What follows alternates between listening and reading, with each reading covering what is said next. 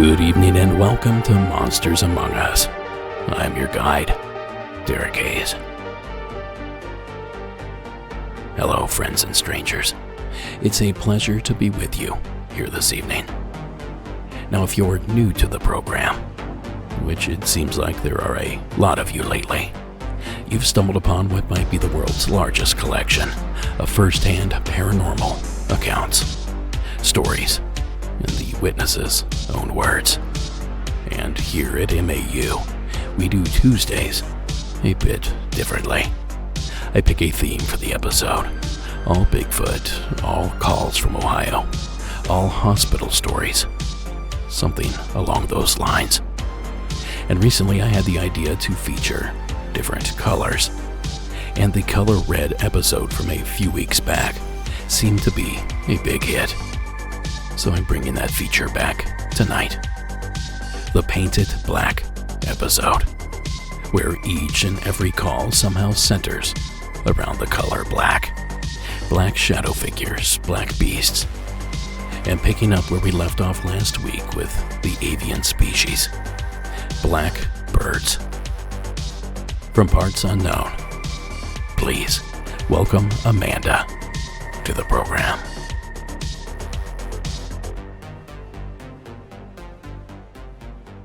Hey there, my name is Amanda. This story takes place in Washington. I was probably about 10 or 11 years old, and I was staying with my grandparents at the time. This black bird appeared and started running into the window, kind of like the Windex commercials where they just would run into the window. And it happened for about a week, and my grandma would try to walk down the driveway and shoo it off. They put newspaper on the window to try to detract the bird, and every day for that week it just would show up and fly right into the window. And one day there was some blood on the window and there was a crack in it, and the bird never showed back up. And like I said, it just kept coming back to the house no matter how much my grandma tried to detract it. And within 12 hours, my grandpa was pronounced dead. And before that, my grandma had mentioned that there was an old tale that, when a black bird appears upon you, that it can be a bad omen or something bad's going to happen to someone you love. And I don't know, it's been with me for all these years, and thought I'd share that little story and see if anyone's experienced anything similar. Love the podcast. Long-time listener, first-time caller. Keep up the good work. Thanks. Thank you, Amanda.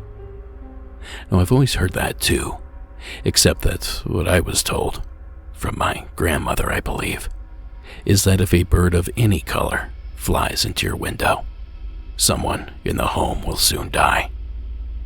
And I remember this happening at her house, a bird flying into the window.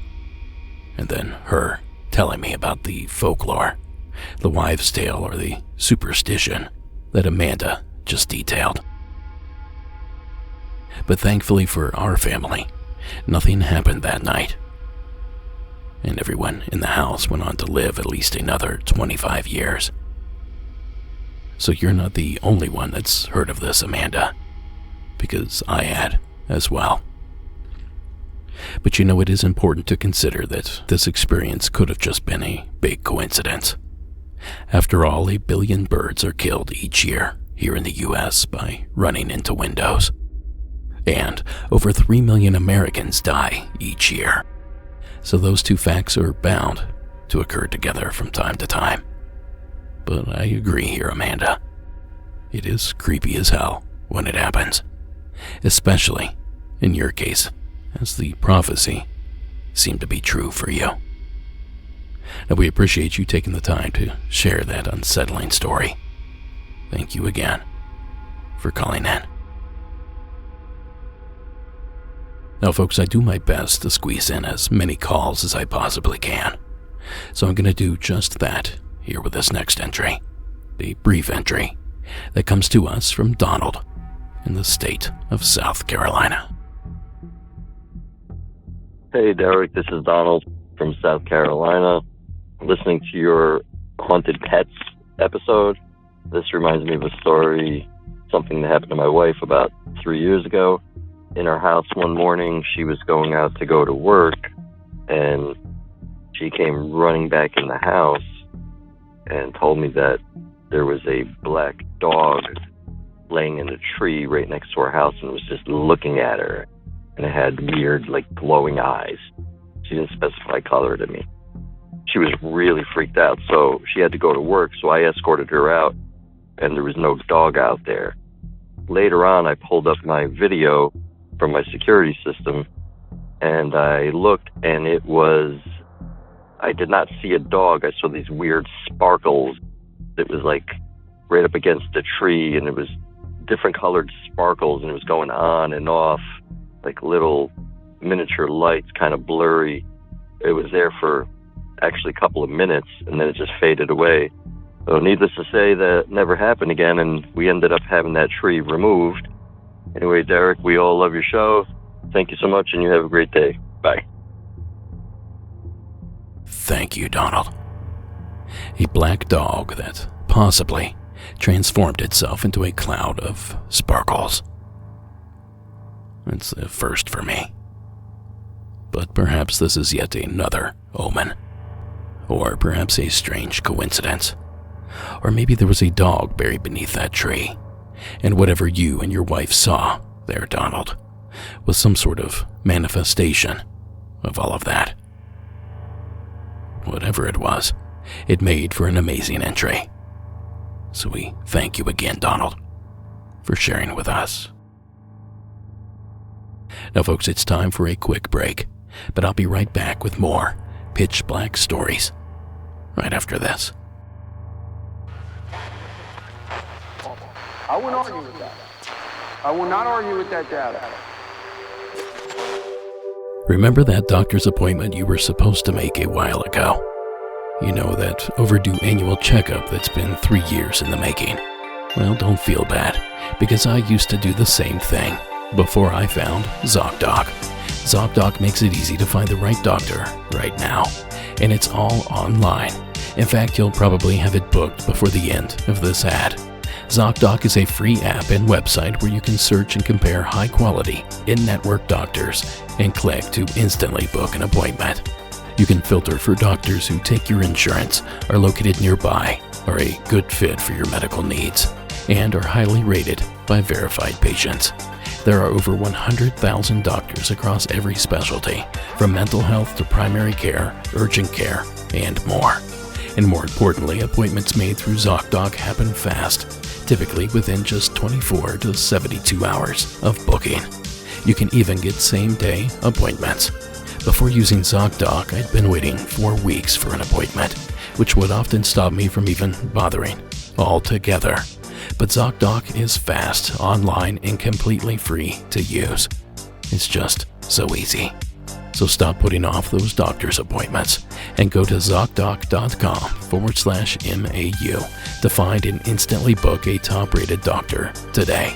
That's ZocDoc.com/MAU. ZocDoc.com/MAU. There is also a link in the show notes.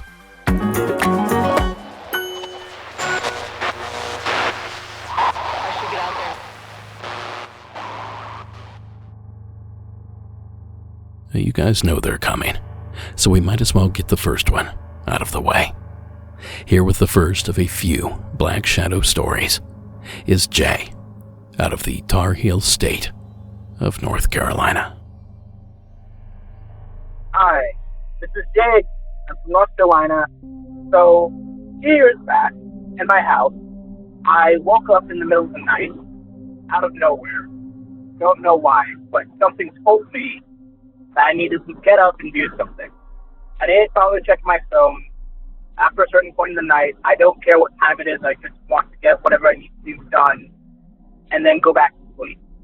And I know it wasn't a dream, not only how vivid it was, but because of what happened after. So I get up, turn on my light, and open my door and look across the hallway towards my parents' room. And I see a very tall black mass that's well over our doorway. I earlier this year decided to measure how tall the doorway was. And the doorway is about 7 feet tall, I think it was. This thing was damn near touching our ceiling. And I'm staring at it.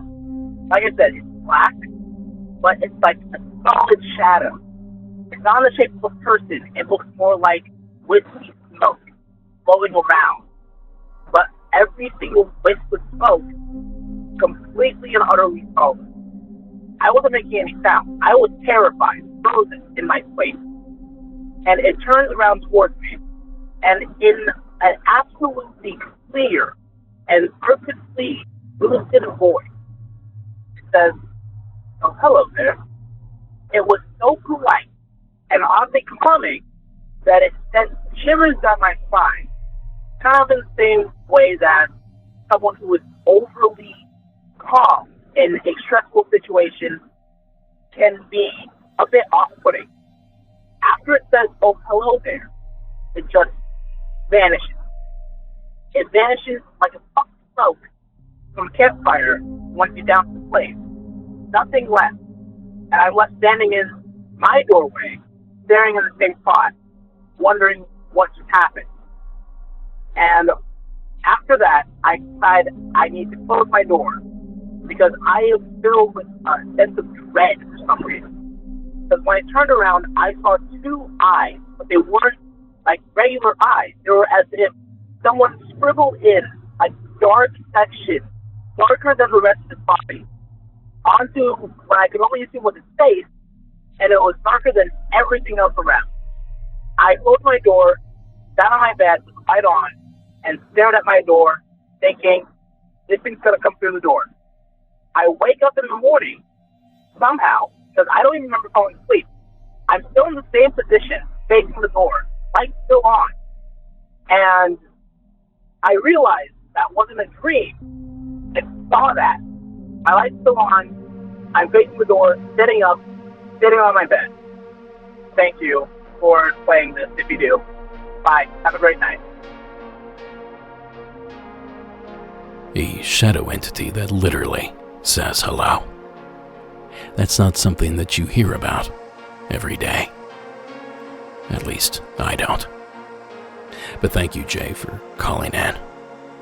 And I'm glad to hear that whatever it was, it didn't make its way through the door, and that you were able to make this phone call later on. Certainly creepy stuff, my man. And we thank you again for taking the time. And folks, if you have a story that you think is just as creepy as Jay's, give my hotline a call at 888-608-NIGHT. That's 888-608-NIGHT. Or record a voice memo and email it to me at monstersamonguspodcast@gmail.com. And it's time to start getting those hometown legends in, folks. Now, I'll talk more about that on Thursday's episode, but you longtime listeners can get a jump on the action. And I'd love to hear more monster stories this year. So if you're sitting on a monster legend, you know what to do. And folks, don't forget about Monsters Among Us Jr. The second season started just last week, and that show is a bi-weekly release, so you won't get another episode until next Wednesday. So be sure to tune in with your youngsters and get caught up before next Wednesday. Now that's enough house cleaning for now. Let's get back to the action with this next call that takes us to Massachusetts, where Deb had an experience with a mysterious black object in the sky that she just can't explain. Welcome to the program, Deb. Hi there, Derek and Monsters Among Us family. My name is Deb. I grew up in Ohio, and now I live in Massachusetts, but have a lot of weird stories from both places. This story is a story from up here in New England. This happened about 2 weeks ago. I was driving from Connecticut back to Massachusetts on Interstate 95. It had been rainy in the morning day, that had cleared up, so the sky was blue, the sun was out, and there was a lot of puffy clouds in the sky. And this is about 3:30 or so in the afternoon. So traffic on the highway was busy, but not crazy, and I was doing about 60 miles an hour when this happened. Some things you have to know about me is that I'm an avid birder, so I'm really familiar with all the birds in New England, what they look like in the sky. This is relevant to this story. So is the weather. So I'd seen a lot of birds that day on my travels, and as I looked up in the sky, I saw a object that was black, and I thought, briefly in my mind, this must be another bird. I'd seen a lot of vultures that day. I'm like, is that a vulture? No, it's not a vulture. And because this is around college graduation time and stuff, as I'm seeing the object more, as I'm driving, looking up in the sky, it looked a little bit like a black balloon. And I thought to myself, is that a balloon? And I'm really driving and looking up at it, And it's definitely not a balloon. It's too high in the sky. It's too big. And my next thought was this black object. As I'm looking at it, getting a better look at it now, it almost looked cube-shaped. And I thought perhaps it is a helicopter, kind of far off. Down here, there's enough military installations that I've seen Black Hawk helicopters, and throughout my life, like I used to work up by Hanscom Air Force Base, so I'm familiar with some types of military aircraft and stuff like that. As I'm thinking this object is now high enough in the sky that it is going through a cloud. So I'm like, that's not a helicopter. That's way too high in the sky to be a helicopter. Goes through the cloud, comes out the other side, and it's also, now as I'm observing it more, like I'm realizing it's going at a really linear straight line. Very straight line. It's going fairly quick, almost at a pace of a big airplane. So I'm still watching it a little bit as it can, the roads up here, it's a little bit hilly, so I'm going up and down on the road. There's trees, there's buildings. I'm trying to keep sight of it as much as I can, and I'm observing it for about 3-4 minutes. It wasn't that long, but long enough to see all these things it was doing and how it was behaving in the sky and going in this really super straight line, going in and out of clouds. At this point, I'm realizing that this object, whatever it is huge, and it's cube-shaped. So I observe it for a little bit longer as it keeps going on its very linear, very straight line. And then I lost sight of it between the trees and the buildings and the clouds. And then I think I had driven beyond the path that it was taking. But it was really bizarre, and I've had a lot of bizarre experiences, but this, I would say, is my first actual UFO sighting, and I really have no idea what it was. And I've lived under the flight path of Cleveland Hopkins Airport, and up in Ohio, that's where I grew up, and even here where I live in Massachusetts, where we're situated, we get airplanes coming and going from TF Green as well as from Logan in Boston, so it did not jive with anything in my mind that I have seen as an aircraft in the sky, any military aircraft I've ever seen, any helicopter I've ever seen. And it was really, truly one of the strangest things that I have seen. So that was my basically UFO sighting. Thanks a lot, Derek, for everything that you do. And I hope you all enjoy this story that I've presented. Thank you, Deb.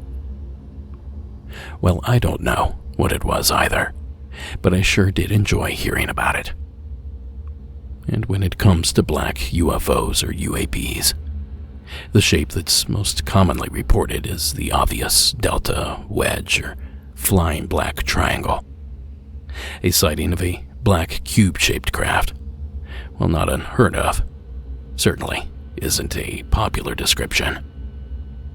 But as you're about to hear later on in the episode, jet black UFOs come in all sorts of shapes and sizes. But first, another quick word from tonight's sponsors. Well, also making it easier on them by not letting the ball use.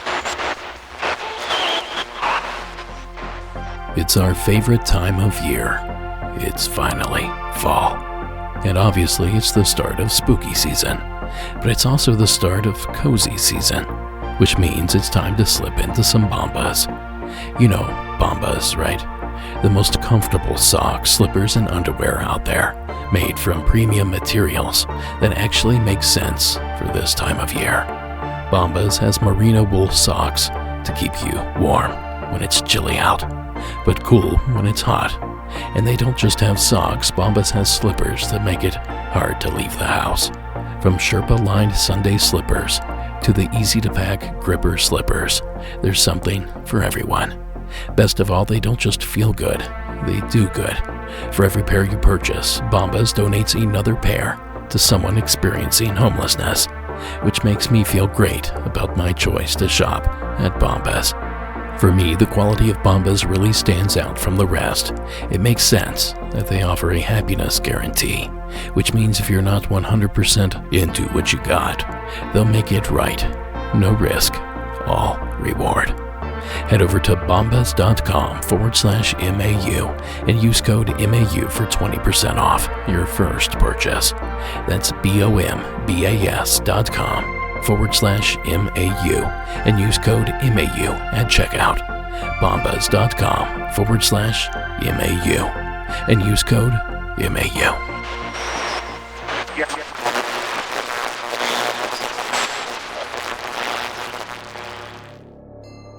Now, before I push play on this next paranormal tale, a little bit about the color black.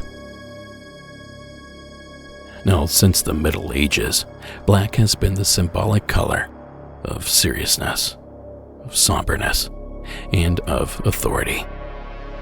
In the Roman Empire, it became the color of mourning, and over the centuries, it was frequently associated with death, evil, witches, magic, violence, fear, and elegance. And in Japan, black is associated with mystery, the night, the unknown, the supernatural, the invisible, and the deadly. Combined with white, it can symbolize intuition. And of course, the color black is synonymous with the paranormal. The black shuck, black triangles, alien black cats, and of course, the infamous black-eyed kids. For a deeper dive on that particular subject, please welcome Nick out of Canada. Hi, my name's Nick. I used to live in a town called Coburg in Ontario, Canada, and this story I'm about to tell you happened around May of 2020, a few months after the pandemic started, and I was getting a little cooped up. So I was still living with my mother at the time and my little siblings, and my mom had told me to take my dog to like a field that was about 10 minutes away from my house. So I did. I started walking with my dog, right? It was about 3 o'clock in the afternoon, and I was walking past the community center, and there was no other buildings around the community center. It was just wide open field behind it. So I walked behind it because I knew there wouldn't be any people because COVID pandemic, it basically was a ghost town. I was about to let my dog off the leash, and I saw in the corner of my eye someone standing there. My dog's not too friendly with dogs, but she's usually friendly with people, but I didn't want to risk it. So I kept her on the leash and kept walking, and I was about 10 feet away from the girl when I looked at her, and she was about my age. I was 17 at the time, so she was probably around 17, like oldest 20 max, and She had long black hair, but it was really greasy and looked unwashed, but it was well brushed. And she had a very pale complexion, like vampire level pale. And I wanted to figure out every detail of her face, because that's what I do with every person I see, to strengthen my memory. And I didn't get very far, because I started at the jaw and noticed her lower face was smeared in blood. Me, very concerned, living in a small town, I immediately took a step towards her, and I noticed the front of her gray sweatpants and sweater were covered in blood, and she was barefoot, and her feet were dirty and like covered in blood themselves. So I immediately asked if she was okay, and as I said that, she lifted her head and looked me dead in the eye, and her eyes were black, and I got chills all over my body. I was frozen. So I repeated the question again. Are you okay? And she opened her mouth as an attempt to speak, but nothing came out except for like a gurgling noise, kind of like someone choking thick liquid. That's the only way I can really explain it. And after a few attempts of that trying to speak, she nodded. And now my dog is like whining, trying to pull me in the opposite direction of the girl. So now fearing for my life, I don't know why I feared for my life. I was just really, really scared. So I turned away from her and took 2 steps away from her. And I turned around and she was gone. Like completely. So me, really spooked now, I turn around and start running back to my house, and I get there and my mother was very angry and I couldn't figure out why. So I tried to tell her the story and she interrupted me and says, "Where have you been?" Me confused, because I was supposed to be gone for an hour, but the trip could have only taken 13 minutes, and turns out I was gone for 3 hours. So, yeah. I don't know what you make of that, or if you've ever heard of anything like that. But yeah, thank you. Bye. Thank you, Nick. Well, what do you say here, folks? A ghost? A vampire? The BEK? Or was this some sort of elaborate prank? One I might have tried to pull myself when I was a kid. Save for the black eyes, of course. Because that was a difficult effect to pull off back in the mid to late 80s. But you can get contact lenses these days that will easily get the job done. And inexpensively, I might add. A cheap pair of black eye contacts will only run you about $40. But of course, it's also possible that Nick saw something mundane and simply let his imagination get the better of him. But regardless of the explanation, we do thank you, Nick, for taking the time to tell the tale. Okay, we shared a black dog story, so it's only fair that we allow the opposition equal time. So here with a big black cat story is Shelby in the bluegrass state of Kentucky. Hey Derek, my name is Shelby, and I am calling in response to the episode that you did involving Delaney on Patreon and her story about the ABC in her area. I also live in the similar area that she was referencing. I probably live about 4 or 5 miles from where the incident took place. And the house that I live in has been in my family for 20 to 30 years, probably more than that now. But I heard a story from my grandma, and I've heard this story a lot growing up because she always told me to watch out for it because I live out in that house now. And it was about a very large black cat in that area. I never gave any credence to it because I thought that it was a mountain lion or just, I didn't know what it was. I didn't really think twice about it. But then I started to look into alien black cats in this area. And then I decided that I should call in because I thought that the story was interesting and congruent with the ladies. My grandma, this happened to her. She told me the story. She's not the type to lie. But our kitchen window looks out onto the highway that we live off of. And adjacent to the house is a barn. So from the kitchen window, you can see the road and then the barn. I assume that she was either washing dishes or just looking at the window because it's really beautiful out there. And she said that in plain daylight, as she was looking out the window, she sees what she describes as a cat the size of a fully grown male goat cross the road with a very long tail, which I thought was classic, cross the road, go down towards the barn, and she never saw it again. I was not aware that there were no black cats in this area, so I thought that it was interesting that even though the story probably happened 20, 30 years ago, that it's still happening now and people are still seeing a black cat in this area. So that's my story. Really appreciate what you guys do. Hope that you have a great day. Thank you. Thank you, Shelby.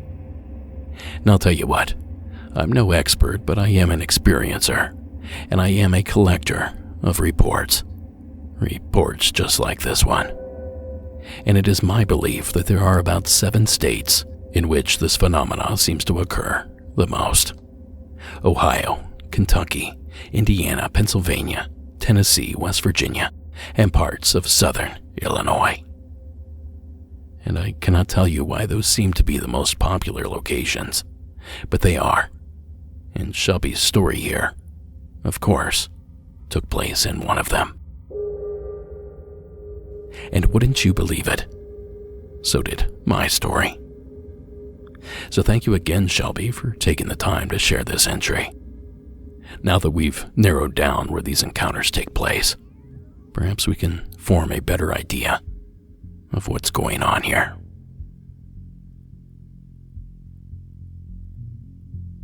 Now, when I was a kid, teachers would always ask me what my favorite color was, and I'd always say black, and I'd always get the same dirty looks and condescending reaction. But black isn't a color, they would always say. Well, that's just like their opinion, man. But technically, they were right. In terms of science, black isn't a color at all. It's what you get when there's a complete lack of, or absorption of, visible light. Now, all these years later, and it's still my favorite color. And given the option on a color, 9 times out of 10, I'm betting on black. My vehicle is black, my office is black. My cats are black.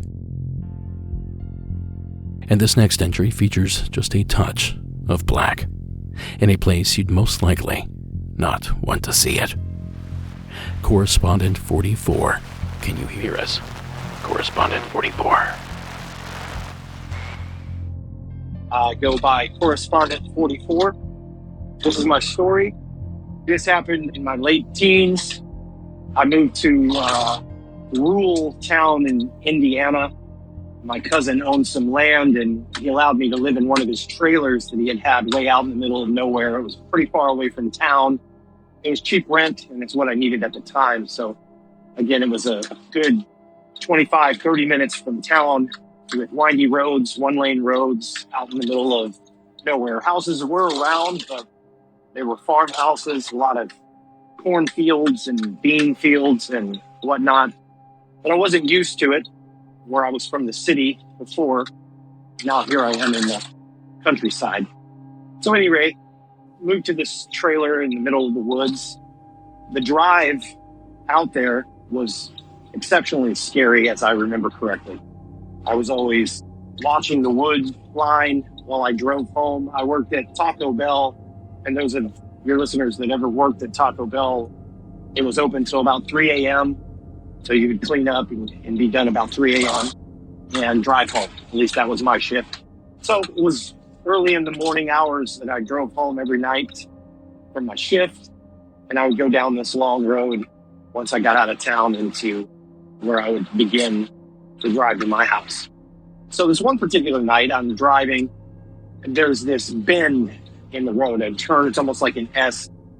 If you don't know the road and haven't been down it quite a few times, it would come up on you pretty fast. So you know how to slow down at that moment. Otherwise, you'd go straight into the woods. At this bend in the road, there was this old decrepit house, and it was quite a bit in the woods. You could see it from the road, but it was covered by vines and debris. But it was definitely not lived in. You could tell that it was an old farmhouse that someone had let just go for whatever reason.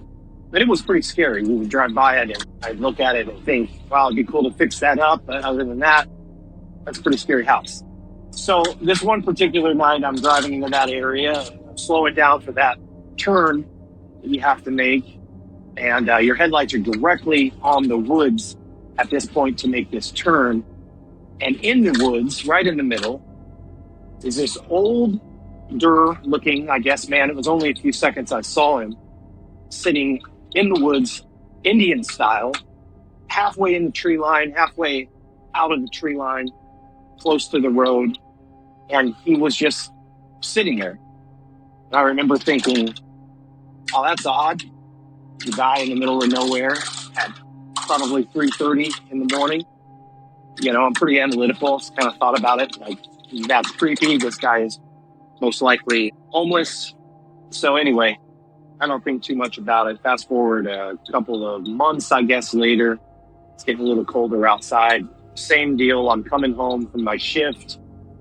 And for whatever reason, again, I'm in my 20s. I wasn't that responsible. I ran out of gas.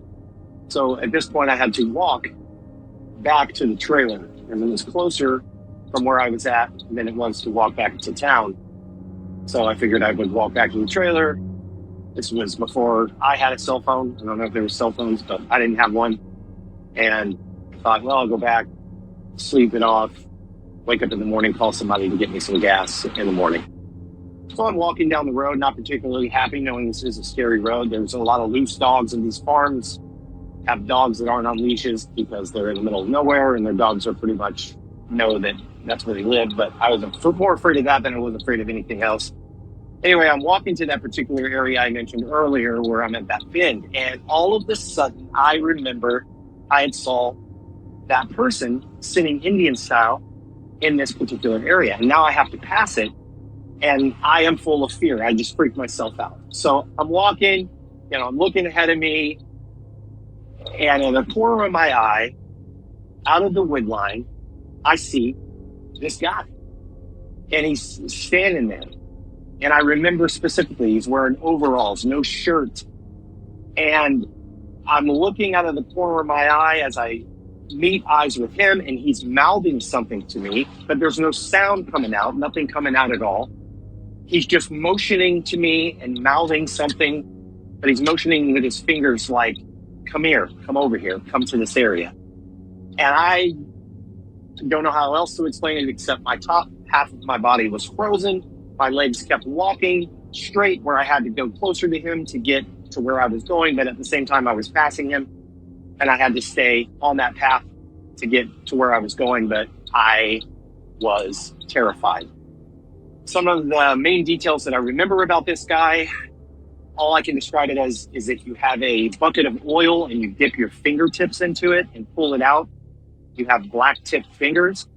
That's how his fingers were, motioning to me to come over to the edge of the woods where he was at. And it was so frightening that I really couldn't think of anything else except to keep going and to try to not entertain him at all. I don't know what he was mouthing. His face was very void. I mean, I remember no teeth, black hole where his mouth was as he was mouthing something. Again, no noise. And it was creepy, terrifying, open, wide eyes, like he was afraid, but at the same time, knew what he was doing. So I keep walking, pass by. I'm overwhelmed with fear. I have a feeling of dread. I still got probably a good 2 miles before I get to my trailer. And as I'm walking, I'm just hearing stuff. I know I'm freaking myself out at this point, and I don't see anything else. I get back to the house and go in, lock the door, somehow fall asleep, wake up. When it's daytime, you feel better. I'm sure I thought about it after that for quite some time, but as the years passed, I never seen anything else like that particular thing. But anyway, I don't know. That's my story. Thanks for your podcast. Keep on rocking. I'm out. Thank you for the phone call. Black-tipped fingers. Maybe the guy was a painter. Or maybe he was death incarnate. Whatever it was spooky as hell, Correspondent 44. And we thank you again for sharing whatever that was here with us.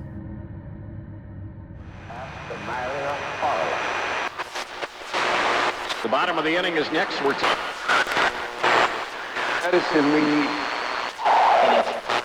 Last year, better get this year, ain't it?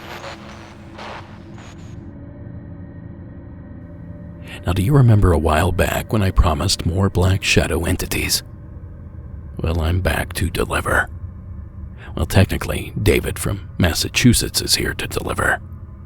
But either way, please join me in welcoming him back to the program. Hello, Derek, Sarah, and friends. My name is David, and I'm a chauffeur from Boston. What I'm about to share with you took place late one night back in September of 2022. It was around 2 in the morning on a Tuesday night, and I had just returned the limo to base. At that hour, no one is in the office, but it's not unusual to bump into another chauffeur doing the same thing. So there the two of us were, standing in the parking lot, shooting the you-know-what, when all of a sudden something caught my eye across the street at the gas station. Again, this was around 2 a.m. on a weeknight in a city roughly 10 miles west of downtown Boston. At that hour, everything was closed, and there were no cars going by and absolutely nobody out walking around. I couldn't believe what I just saw. I immediately turned back to my coworker and asked him, "Did you just see something?" He replied, "Yes, I did." "What did you see?" I asked. He proceeded to describe exactly what I had also just seen. Moving very quickly past the gas pumps was a black shadow figure. It was about 5'6". It didn't have a face or hands and feet so much, but it was definitely in the shape of a person. This thing didn't make any sound and disappeared in a matter of about 5 seconds as it darted past us just across the street. The way it vanished, it was like it knew we saw it. If we were looking in the opposite direction, we would have never known it was there. The two of us stood there in disbelief for a few minutes. We both agreed it wasn't a person or a reflection of a light or something blowing down the street. Again, this thing was there 1 second, and then it was gone. A few days later, talking with our mechanic, he told me the following. The gas station had a car stolen a few months before, and the police came by to watch our surveillance video. The stolen car in question was not in view, but on the video, the same black shadow figure was captured going past again. It's also important to mention the direction this thing was moving towards is a cemetery just about a block down the street. Since all this happened last year, there has been many other strange, unexplained sightings and sounds witnessed by my numerous coworkers. Needless to say, when I drop off the limo now after midnight, I don't hang around so much anymore. Thanks, Derek and Sarah. Monsters Among Us rocks.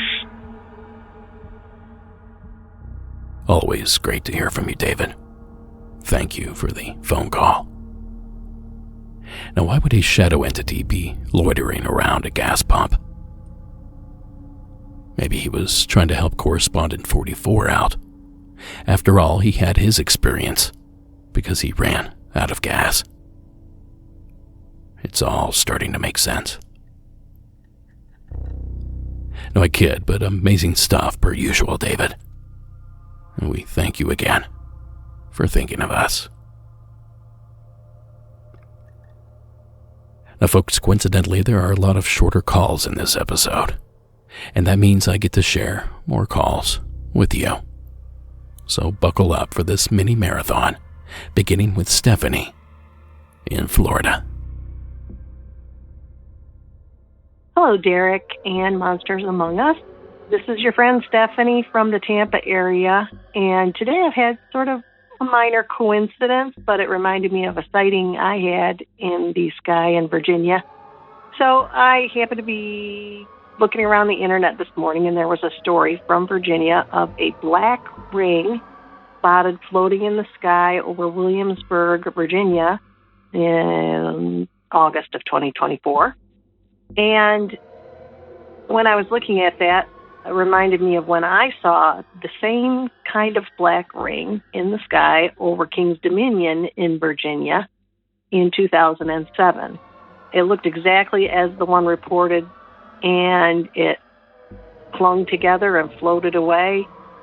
At first, I kind of thought maybe it was from a transformer blowing, but I've seen transformers blow, and they've never puffed up a big smoke ring like that. And honestly, this did not really look like smoke to me. It looked more like insects. It could possibly have been birds, but the birds really would have had to be very cohesive and further away, much, much further away. Anyway, eventually it sort of drifted off, and the sky was partly cloudy that day, so it sort of went behind a cloud, and I lost it. I was also corralling a 6- and 7-year-old boys at a theme park, so they were pretty rowdy. Anyway, I just thought that was very coincidental that showed up this morning, and then this afternoon I happened to be flipping around the TV and watched Season 1, Episode 2 of Paranormal Caught on Camera, featuring yourself, and also a big story about these big black rings in the sky, including one over Disneyland at that time. So, been a witness to this. It's a very strange thing, and not quite sure what exactly it was. Thanks very much. Keep the show spooky. Love ya. Thank you, Stephanie. I appreciate the phone call. Now, as Stephanie alluded to, I sort of have an experience with this sort of report. Back when I was doing the television program Paranormal Caught on Camera, we featured a video of a black ring floating over some houses or businesses or something. It wasn't perfectly symmetrical. It looked like an out-of-whack donut. It was wispy like fog or smoke, and it seemed to just hover there, above the trees. And just like Stephanie said, I immediately identified it as smoke from an exploding electrical transformer. For some reason, a black smoke ring is often produced when one of these things blows. And 9 times out of 10, I'd make that same diagnosis. But Stephanie here sounds pretty adamant that it wasn't transformer smoke. So I guess we have to take her word for it. But whatever it was, it sounds super interesting. And we thank you again, Stephanie, for taking time to tell us about it. Now, folks, I have one more black UFO story to share. Sort of. Although this report does detail an unidentified flying object, I think it would be better described as a cryptid story. Either way, please welcome Joe to tonight's program. Hey, Derek, this is Joe from northern Michigan. This one comes out of Reedsburg, Michigan. My uncle, I give credit for my love of the outdoors, for my love of fishing, for my love of hunting. Everything outdoors I gained from him. And one year when I was probably 12 or 13 years old, and I'm in my 50s now, so this was quite a while ago, he took my cousins and me and my brothers fishing over at Reedsburg Dam, which was one of his favorite places. It was, partly sunny day type thing. Wind wasn't too bad, so the fishing was all right. We were, messing around in the river and all that kind of stuff. And I had happened to look up in the sky, and I swear, it might be just my 12-year-old mind playing tricks on me, but even to this day, as I close my eyes and try to revisit this happening, I've seen what I can only explain as a thunderbird. Jet black. This bird, I swear to God, when it flew over the river, wingtip to wingtip was as wide as the river, which I know is probably impossible because the river is probably 40 feet wide now, if not bigger. it wasn't that big back then, but even to this day, it's still a decent-sized river. You know, my childhood mind tells me it's just a monster of a bird, but my adult mind says, you dummy, you're just looking at a turkey vulture or something. We don't really have condors or anything like that in that area, so turkey vulture is going to be my only choice, but just my brain still tells me that thing was gigantic, well over the size of a turkey vulture. One more side note is I'm the only one who saw it. There was probably 7 or 8 of us in the group, and nobody else saw this bird. And I was just flabbergasted at what I had seen, and I don't know if they didn't believe me, but they just passed it off as, yeah, you just saw a big bird, so what, and went about fishing. So that's my story. Hope you can use it or find anybody else who had a big encounter like that in that area, or were the only ones to see something like that in a group and nobody else saw it. I'm just wondering if that's part of the thing. I appreciate everything you do. Keep up the good work. Thanks, Derek. Bye. Thank you, Joe. You know, I've been fooled by more than one turkey vulture. I would see a large black bird that I swear was 30 or 40 feet across, only for it finally to swoop down, and I can see that telltale, featherless red head. And I'm so glad that you mentioned, Joe, that you think it wasn't a turkey vulture, or a buzzard, if you too are from Appalachia. Eliminating what you think it wasn't certainly helps it make it easier to decide what it was. But you know, there is a legend that's persistent throughout the country that could help explain what was sighted that evening. They call it the Thunderbird, and it's a legend that's been circulating for centuries. Now, I love a good cryptid story, so thank you, Joe, for taking the time. A giant black bird is exactly what we needed here tonight. Now, we had a black shadow entity in a doorway. We had one at a gas station. And now we get one in the bathroom. Please welcome Anonymous from Parts Unknown. Hey, Derek. This time I'm going to remain anonymous. I'm from Pittsburgh, Pennsylvania. I work at one of the hospitals around here as a nurse's aide.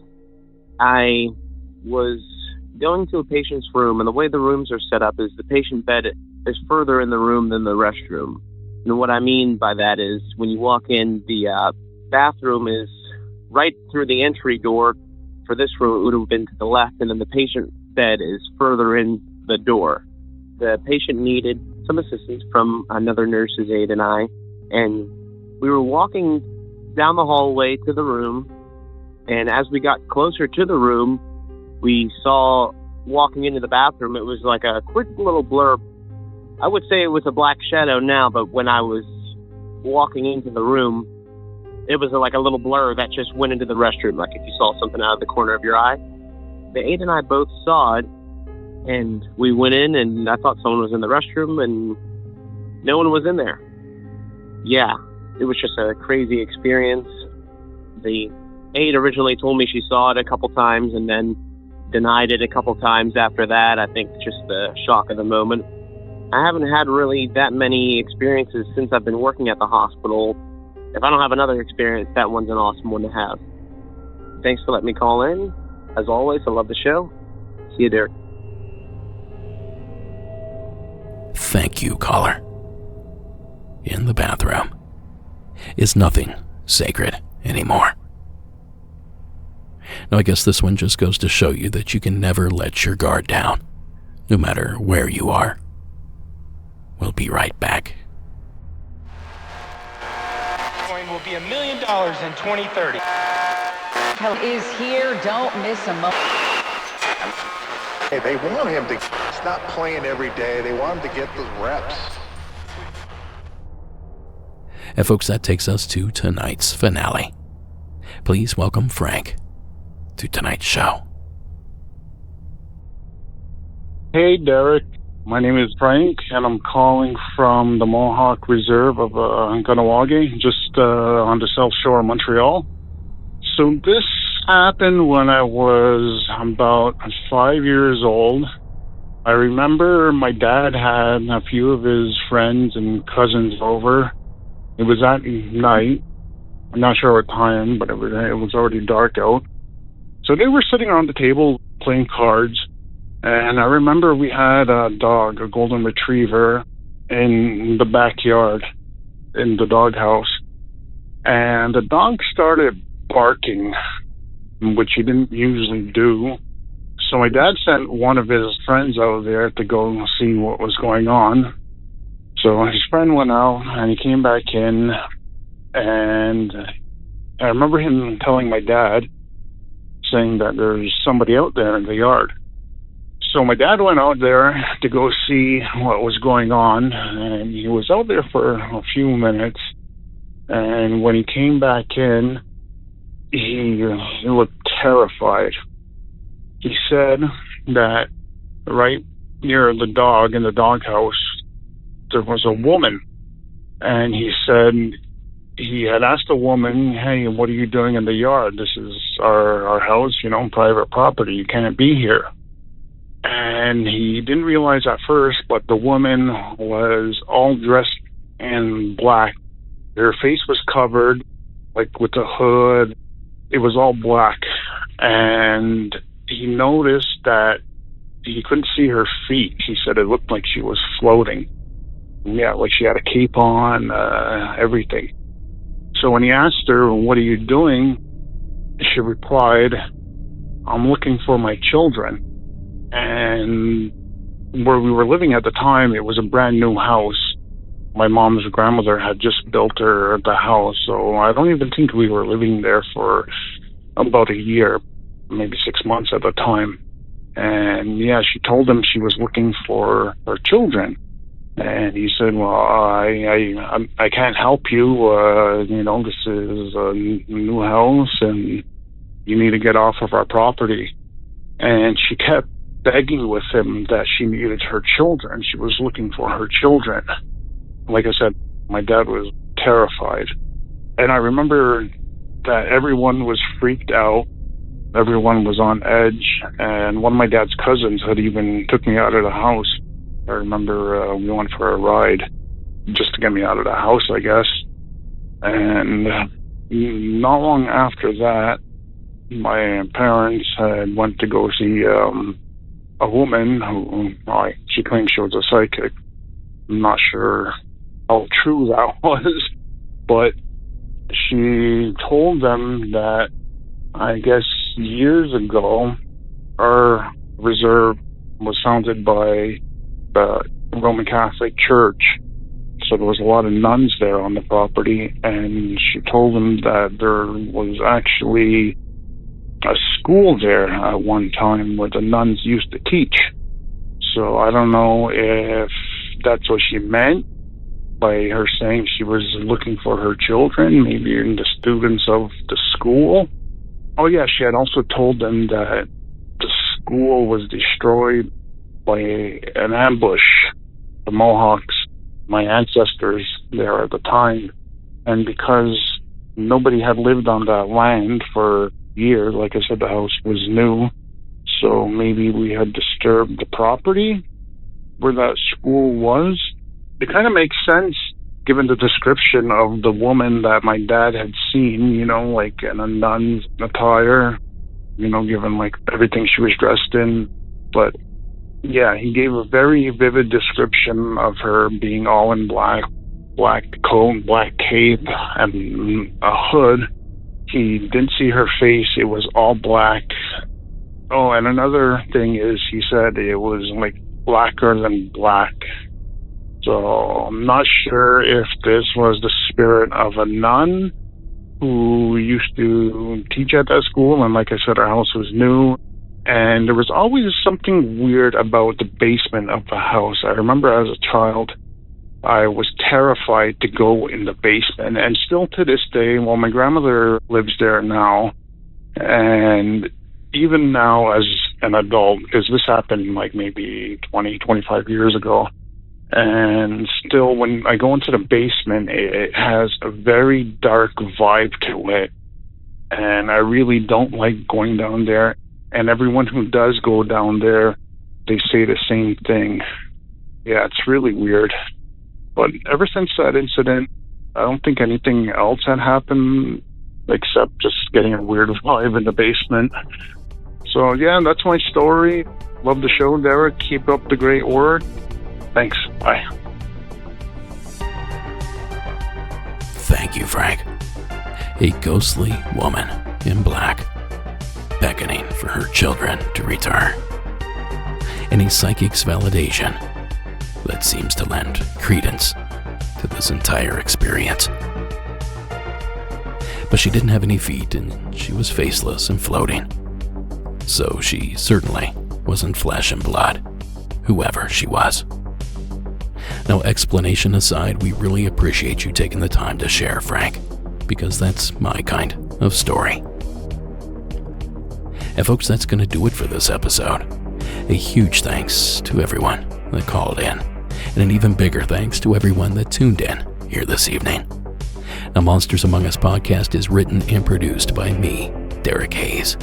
Copyright Red Crow Media. Additional support is provided by Sarah Carter Hayes, Delaney Bowers, and Connor Ryan. All media used in this production is done so under the protection of fair use. Be sure to give us a like and follow on our social media pages. Give us a like and follow at YouTube. Join our Discord server. And leave us a rate and review wherever that sort of thing is possible. Don't forget, you can catch the show every Saturday evening at 10 p.m. Eastern on the UNX digital network. Just visit unxnetwork.com to tune in. And finally, tonight's score was provided by Iron Cthulhu Apocalypse, Co.ag Music, and Carl Casey at White Bat Audio. Now watch our film Shadows in the Desert High Strangeness in the Borrego Triangle. Go to borregotriangle.com to learn more. And be sure to join us in the beyond. Visit monstersamonguspodcast.com and click the Patreon tab to learn more.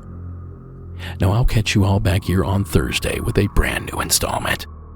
But until then, however, thank you for joining us. Keep it spooky. And by all means, have yourselves a good night.